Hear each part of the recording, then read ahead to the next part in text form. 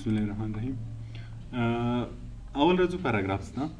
پاراګراف کله چې موږ تاسو ټیکست لیکو په ورډ کې، مثلا زه دا جملې لیکم، کله چې زه انټر ووهم د انټر نه مخکې دې ته یو پاراګراف وایي، لاندې جملې ته بل پاراګراف وایي. که چېرته صرف یو لغت هم زه انټر ووهم، یو لغت بل ولیکم، یو لغت بل ولیکم. اوس دا څو پاراګراف دي فعلا دلته؟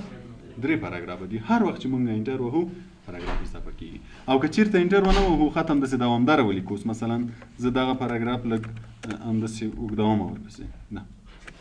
اوس وګوره دا له دې اول سره نه د اخر سره دا ټول یو پاراګراف ده، ځکه چې انټر نه ده پکې وال شوی.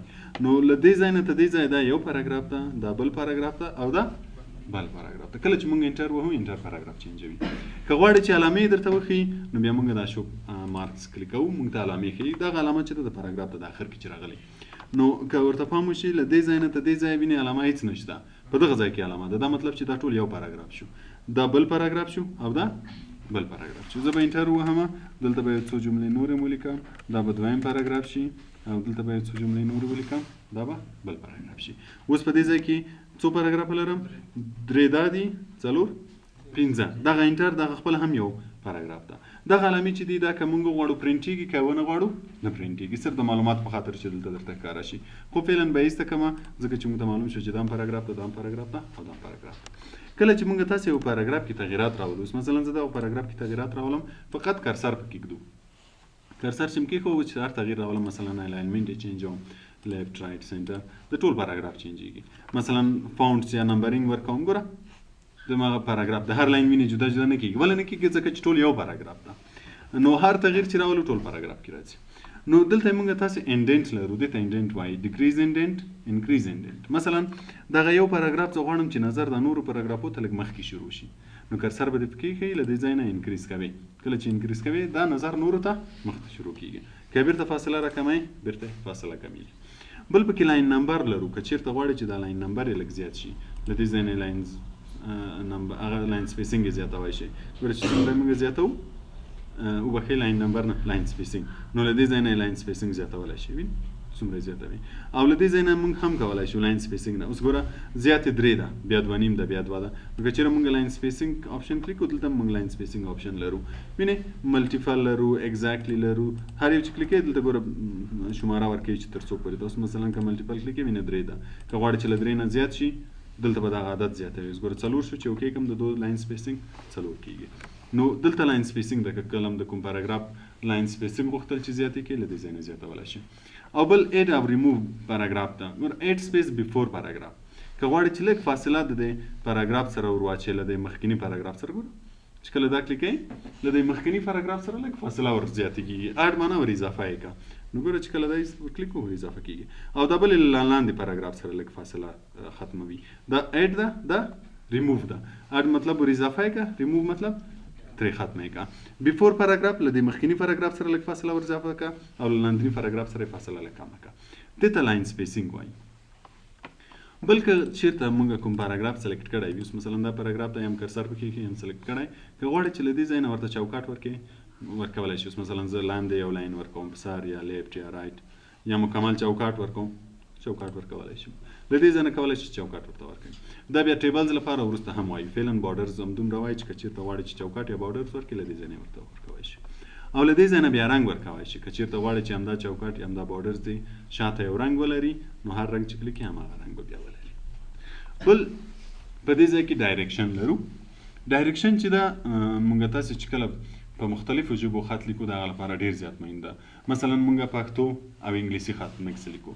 یو راپور یو چپټر جوړوئ چې په پښتو ژبه یې جوړوئ، په هغه کې بعضې لغاتونه انګلیسي استعمالوئ، یا مثلا په دري ژبه یې جوړوئ، یو څه لغاتونه د انګلیسي پکې استعمالوئ. په هغه صورت کې موږ ډایرکشن ډېر زیات استعمالوو. مثلا که چېرته زه خط لیکم، اوس چې زه خط انګلیسي لیکم له لیفټ نه رایټ ته ځي، له دې خوا نه به دې خوا ته راځي. که چېرته زه خط په پښتو یا په دري غواړم چې ولیکم، مثلا زه په پښتو خط لیکم، خو اوس هم ګوره کرسر دې خوا ده، خو د پښتو ډایرکشن سره هم ده چې باید له رایټ نه لیفټ ته لاړ شي. نو که چېرته زه اوس دلته خط لیکم فعلا خو به دلته راځي. نو بیا موږ تاسې دلته یو آپشن الاینمنټ هم درلود چې خط له کوم خوا نه شروع شي، له دې نه اخوا ته شروع شي. نو یو چاته سوال پیدا کېږي چې ولې الاینمنټ نه چینجوم چې دې خوا ته راشي اخوا ته به یې ولیکم. یعنې که زه اوس الاینمنټ چینج کړم او دلته خط لیکم، مثلا زه لیکم چې بریا انسټیټیوټ. اوس که غواړم چې انګلیسي هم ورسره اضافه کړم، اوس مثلا لانګویج مې دلته انګلیسي کو، غواړم چې دلته په انګلیسي هم نوم ورسره ولیکم، نو چې کله زه لیکم ګوره هغه چېرته ځي؟ د جملې سر ته خیز وهي. زه غواړم چې دلته ولیکل شي خو هغه جملې سر ته خیز وهي. نو په داسې وخت کې بیا موږ تاسې ډایرکشن نه استفاده کوو. کله چې پښتو یا دري لیکله کوشش کوئ چې ډایرکشن مو همیشه رایټ ټو لیفټ وي، ځکه چې د پښتو یا دري لپاره ډایرکشن باید له راستې نه چپې ته لاړ شي. ډایرکشن هم کلیک کوئ او هغه هم ورسره کلیک کوئ، الاینمنټ هم. اوس که زه ورسره په انګلیسي لیکم ګوره هېڅ مشکل به نه وي. بیرته چې ژبه چینجومه شفټ الټ چې دواړه یو ځای ووهې ژبه چینجېږي. ګوره دري شوه، بیا چې وهم پښتو شوه. نو اوس که زه بیا ادامه باندې خط لیکم نو مشکل به نه وي. مثلا یا مرکز آموزشی و بیا انګلیسي لیکم، بیا مې دواړه کلیکه انګلیسي شوه. مثلا بعضې شیان ورسره لیکم، ګوره اوس هېڅ مشکل نه پیدا کېږي چې کله زموږ تاسې ډایرکشن رایټ ټو لیفټ شي. نو همیشه هم په یاد وسه که کله هم پښتو دري انګلیسي مکس خط لیکو یا هېڅ انګلیسي ورسره لیکله نه، بیا هم کوشش کوئ چې د پښتو دري لپاره ډایرکشن رایټ ټو لیفټ انتخاب کړئ، ځکه چې که آینده کې بیا ورسره شماره انګلیسي اضافه کوو، انګلیسي لغاتونه اضافه کوو، موږ ته بیا مشکل نه وي. دې ته ډایرکشن وایي. بل د سارټ چې د ترتیب کول یا منظم کولو ته وایي، لکه څنګه چې موږ په فولډرو کې سارټ ویلی وو چې ټول منظم شي. دلته که چېرته موږ نومونه لیست یو شی ولرو غواړو چې هغه سارټ کړو، مثلا زه دلته بعضې نومونه لیکم لکه ولی خان، احمد خان، ظریف خان، او یو لیست زه لرم غواړم چې دا لیست منظم کړم. څنګه یې منظم کړم؟ چې اول هغه نومونه راشي چې نوم یې له ا نه شروع وي، بیا هغه نومونه راشي چې بي نه شروع وي. نو دو فایده به دا وي چې یو خو به ټول منظم ښکاري، او بل د یو نوم پیدا کول بیا پکې ډېر اسانه وي چې هر نوم موږ غواړو پیدا یې کړو، نو له کوم حرف نه چې شروع ده په همغه ځای کې به یې ګورو لکه ډکشنري غوندې، موږ ته به یې نوم پیدا کول بیا اسانه وي. نو فقط سلیکټوو یې، راځو سارټ کلیک کوو. سارټ چې کلیک کوو دلته وایي چې کوم شی غواړي چې سارټ یې کړي. نو ګوره دلته موږ انټر وهلی، نو د هر یو ځان ته یو پاراګراف ده، نو ورته وایم چې پاراګراف سارټ کوو. پاراګراف کې موږ څه شی لرو؟ ټکسټ لرو. که چېرته عدد وي نمبر کلیک کوو، که چېرته تاریخ مو دلته لیکلی وي بیا ډیټ کلیک کوو. چې نو اوس ټکسټ ده خپله ټکسټ انتخابوو.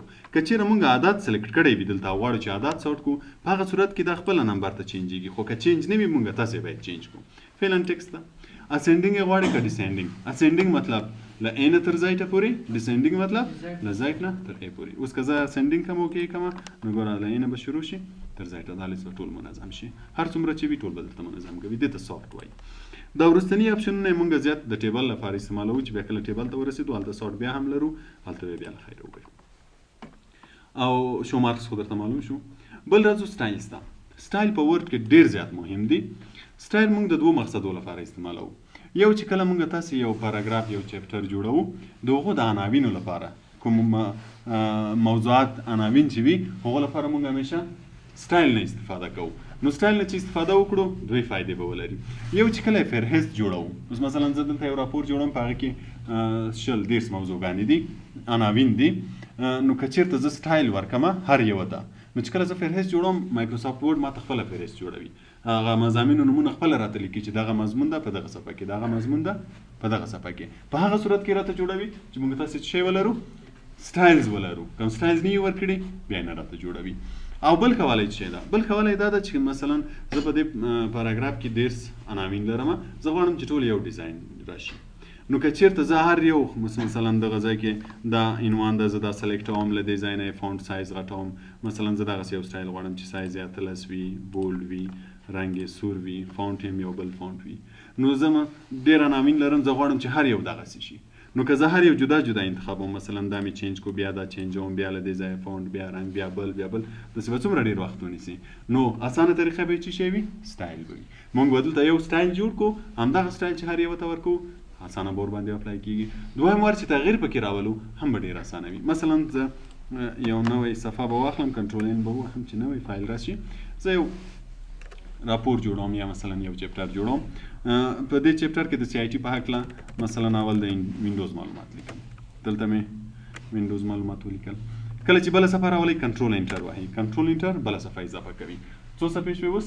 2 صفحې شوې. دلته به ګوره عدد مو لیکل چې په سټیټس بار کې چې 2 صفحې شوې. اوس که زه سکرول بار کلیک کوم، ګوره دا یو صفحه ده، لاندې بله صفحه. دلته مثلا زه د ورډ په هکله بعضې معلومات لیکم کنټرول انټر وهم چې درېیمه صفحه راشي دلته د اکسل په هکله او دلته هم د اکسس په دې چپټر کې زه دغه عنوانونه غواړم چې یو سټایل ولري نو مخکې خبره مې وکړه که چېرته زه له دې ځای نه سټایل ورکوم دې ته بل ته داسې به زیات وخت واخلي نو موږ له تاسې له دغه نه استفاده کوو سټایلز نه دلته موږ سره تیار جوړ شوي سټایلونه دي چې کله دا کلیک کوم دا ځای کې ټول به ښکاره شي دې کې ګوره موږ تاسې هیډینګ هم لرو هیډینګ 1 په نوم هیډینګ 2 په نوم او هیډینګ 3 هیډینګ 4 تر 9 پورې کوم موضوع چې عمومي موضوع وي هغه ته همیشه کوشش کوئ چې هیډینګ 1 ورکړئ عمومي موضوع ته هیډینګ 1 ورکړئ عمومي موضوع پورې تړلې موضوع ته بیا موږ تاسې هیډینګ 2 وایو مثلا وینډوز ده که چېرته وینډوز ځان سره یو دوه درې وړې موضوعات نور هم ولري مثلا زه لیکم چې وینډوز کوم کارونه کوي که نه دوه درې موضوعات نور ولري نو هغو موضوعاتو ته بیا موږ تاسې څه شی ورکوو هیډینګ 2 ورکوو عمومي مضمون ته هیډینګ 1 سب عنوان ته بیا هیډینګ 2 که هغه عنوان ځان سره بل وړ عنوان ولري بیا هیډینګ 3 همداسې سلسله تر 9 پورې بیا نو چې کله موږ فهرست جوړوو په هماغه سلسله یې موږ ته دی ښیي چې مثلا عمومي عنوان وینډوز لاندې واړه عنوانونه کوم دي هغه بیا راته ښیي په هغه صورت کې چې موږ هیډینګ 1 هیډینګ 2 هیډینګ 3 داسې منظم ولرو نو فعلا زه دته هیډینګ 1 ورکوم کله چې زه هیډینګ 1 ورکړم دی خپله ځان ته یو سټایل اخلي چې وینې فونټ سایز به یې دومره شي مثلا زه دا بل ته کلیک کړم فقط هیډینګ 1 کلیک کړم چې عمومي موضوع ده ګوره اوس به د دې سټایل یو شی شي مثلا دا بل ده کلیک کوم هیډینګ 1 دا به هم سټایل واخلم هر څومره عناوین چې لرم که هیډینګ 1 وي هیډینګ 1 ورته ورکوم که هیډینګ 2 وي هیډینګ 2 ورته ورکوم نو اوس کله چې زه تغیرات پکې راولم اوس مثلا زه غواړم چې فونټ سایز یې لږ نور هم زیات شي رنګ یې هم چینج شي نو بیا ضرور نه ده چې دا هر یو موږ جدا انتخاب کړو له دې ځای نه رنګ چینج کړو فقط څه کوې په دې هیډینګ رایټ کلیک کوې موډیفای کوې موډیفای مطلب تغییر یې کړه موډیفای اوس دلته ګوره فونټ سایز رنګ هر څه راځي فونټ سایز یې څومره و 14 مثلا زه یې لږ زیاتوم وایم چې 20 شي الاینمنټ هم چینجوم چې په سنټر کې دې راشي مثلا کلر یې هم چینجوم چې سور شي اوس چې کله زه دا اوکې کړم چې هر څومره ځایو کې وي ټول ګوره دا هم بدل شو نو چې هر څومره عناوین زه ولرم هیډینګ 1 مې ورکړی وي فقط زه سټایل بدل کړم هلته ټولو کې به خپله بدلېږي یا مثلا که دا خو عمومي موضوع شوه چې زما وینډوز درلود که وینډوز ځان سره یو دوه نور وړې موضوعات ولري مثلا دلته زه لیکم چې اپریټینګ سیسټم یو اپریټینګ سیسټم دا بل مثلا وینډوز 2010 ده یو دوه وړې موضوعات لري دا هر یو ځان سره لږ معلومات فعلا لري دا هم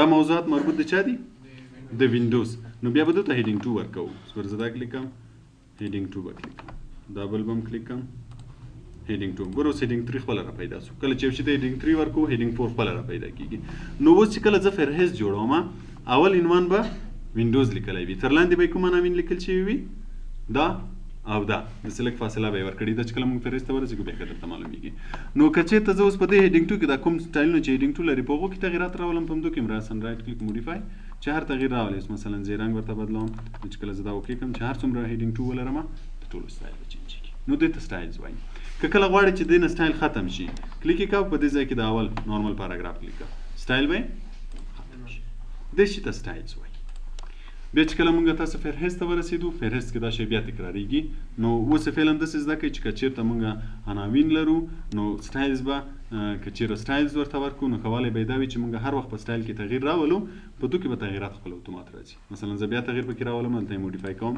الاینمنټ یې ورته بېرته لیفټ کوم نو چې څومره ځایو کې ما هیډینګ 1 ورکړی وي د ټول الاینمنټ به خپله رایټ شي بل راځو فایند ته فایند موږ تاسې په ورډ پیج کې ویلی وو چې مطلب یې ده پیدا کول چې کله زه فایند کلیک کوم ګوره دغه ځای کې به یو نویګیشن پین راشي که چېرته کومه جمله کوم لغات دې غوښتل چې په دې چپټر یا پاراګراف کې پیدا کړې نو که چېرته په سکرول پیدا کولو کې لږ درته مشکل و دلته یې راسن ولیکه اوس مثلا زه ورته وایم چې ما ته اپریټینګ سیسټم مې چېرې لیکلی راته پیدا کړه ګوره راسن به یې دلته خپله سلیکټ کړي چې اپریټینګ سیسټم دلته لیکل شوی او دلته به ریزلټ 1 ولیکل چې څو دانې پیدا کړي دي یو دانه یې پیدا کړی وینې دا چې کله زه کلیک کوم هم به یې دلته راته سلیکټوي یا مثلا زه لیکم چې ما ته بریا پیدا کړه چې بریا مې چېرته لیکلې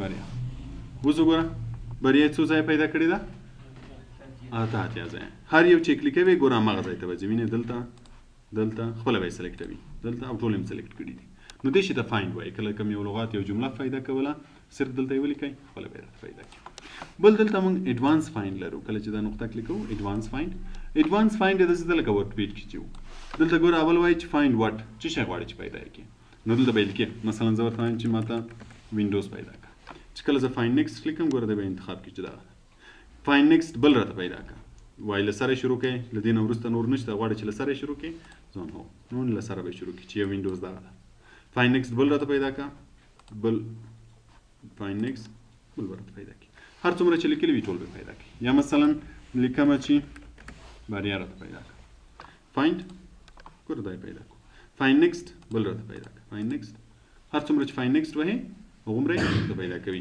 شارټکټ یې F3 ده په کیبورډ کې چې کله بیا F3 وهې نور به یې خپله درته پیدا کوي په F3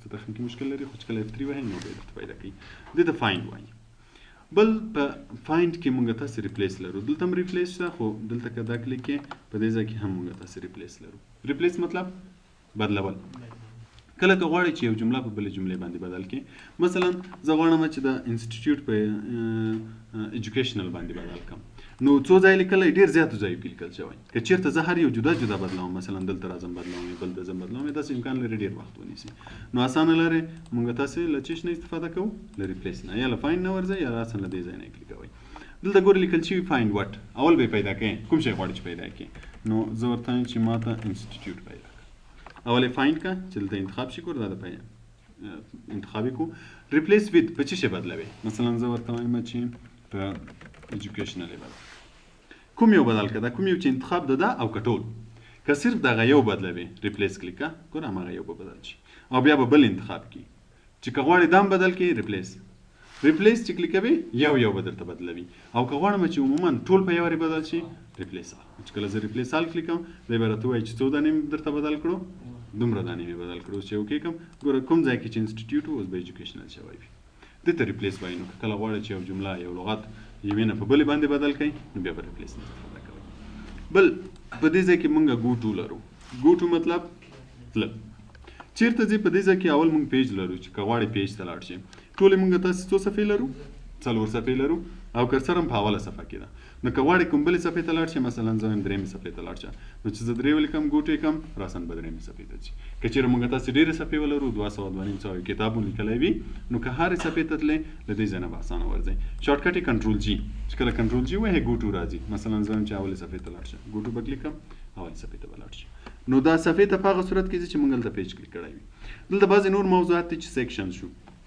چې وروسته یې وایو بک مارک کمنټ فوټ نوټ دا شیان وروسته وایو فعلا موږ تاسې باید په پیج پوه شو او په لاین پوه شو که غواړئ چې لاین ته لاړ شئ مثلا زه وایم چې لسم لاین ته لاړ شه نو لسم لاین به چېرته وي کرسر به همالته راځي مثلا اول لاین ته لاړ شه ګوره کرسر به اول لاین ته راځي اول لاین وینډوز ده که نه که ورته وایم چې دویم لاین ته لاړ شه وینې دویم لاین دا ده بیا به کرسر دلته راځي اوس چې کلوز کړو نو کرسر به په دویم لاین کې وي نو ګوټو کې کولی شئ چې پیج ته لاړ شئ کولی شئ چې لاین ته لاړ شئ دا نور اپشنونه چې مو ویل بیا هم په دې باندې خپله پوهېږئ چې څه مطلب ده بل د سلیکټ آل پوهېږئ چې څه کار کوي ټول سلیکټوي او شارټکټ یې څه شی ده کنټرول ای کله چې موږ تاسې کنټرول ای وهو بیا به ټول سلیکټېږي دلته بعضې نور اپشنونه لرلو چې تر اوسه هم نه دي ویلي مثلا سلیکټ آبجکټس په انسرټ مینیو کې وایو که چېرته شکلونه ولرو غواړئ چې شکلونه انتخاب کړئ نو بیا به دا کلیکوئ فعلا شکلونه نه لرو او بل سلیکټ آل ټیکسټ ویت سیمیلر فارمیټینګ دا بیا څه کار کوي که چېرته موږ یو جمله ولرو مثلا زه دغه انتخابوم دا سلیکټ به بیرته سلیکټ ټیکسټ کوم مثلا دغه جمله ده زه دا سلیکټوم او ورته وایم چې سلیکټ آل ټیکسټ ویت سیمیلر فارمیټینګ دا کومه جمله چې ما انتخاب کړې ده همدغه جملې ته ورته په ډیزاین کې چې هر جمله وي راته سلیکټ کړه نو چې کله زه دا کلیک کوم همدې ته ورته ګوره بله دا وه که نه نو هغه به راته سلیکټوي چې کله یې ټیکسټ فارمټ هر څه یو رقم وي هماغه به راته سلیکټوي او بل پکې سلیکشن پین ده چې دغه ځای کې به پین خلاصېږي چې کله یې شو آل کوي دا موږ آبجکټس او عکسونه ولرو نو هغو نومونه دلته راځي چې بیا هر یو کلیکوي سلیکټېږي باید نو چې کله عکسونه او آبجکټس ووایو بیا په دې باندې پوه شئ فعلا همدومره بس ده